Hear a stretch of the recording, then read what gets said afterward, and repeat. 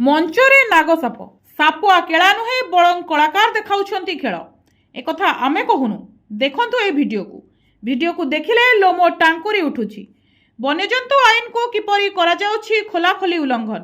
ଏହା କେବଳ ମନୋରଞ୍ଜନ ନାଁରେ ପାଗଳାମୀ। ପ୍ରଶ୍ନ ଉଠୁଛି, ବନ୍ୟଜନ୍ତୁଙ୍କୁ ଏଭଳି ନିର୍ଯାତନା ଦେବାକୁ କହିଲା କିଏ? ଏହା ଗୋଟିଏ ଘଟଣା ନୁହେଁ, ଆଉ ଗୋଟିଏ ଭିଡ଼ିଓ ଉପରେ ନଜର ପକାନ୍ତୁ ଦର୍ଶକ ବନ୍ଧୁ। ଏହା ବି ଏକ ଯାତ୍ରାର ମଞ୍ଚ। ଦୃଶ୍ୟଟି ଯେତେ ସମ୍ବେଦନଶୀଳ ସେତିକି ସ୍ପର୍ଶକାତର।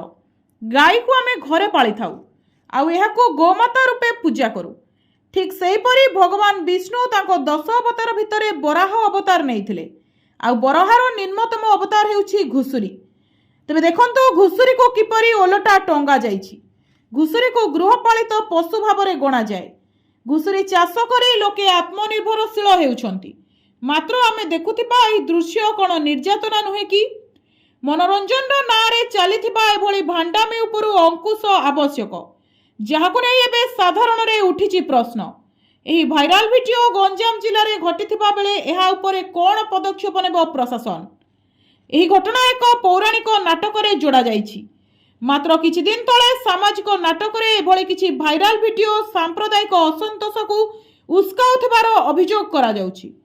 ଗୋଟିଏ ପଟରେ ଚଳଚ୍ଚିତ୍ର ଲାଗି ସେନ୍ସର ବୋର୍ଡ ରହିଛି, ମାତ୍ର ଯାତ୍ରା ପାଇଁ ସେତିକି କଟକଣା ନଥିବାରୁ ଲେଖକ, ନିର୍ଦ୍ଦେଶକ, କଳାକାର ଓ ସର୍ବୋପରି ମାଲିକମାନେ ଏହାକୁ ପ୍ରୋତ୍ସାହନ କରୁଛନ୍ତି କି, ଯାହାକୁ ନେଇ ଏବେ ପ୍ରଶ୍ନ ଉଠୁଛି। Bureau report, NTV।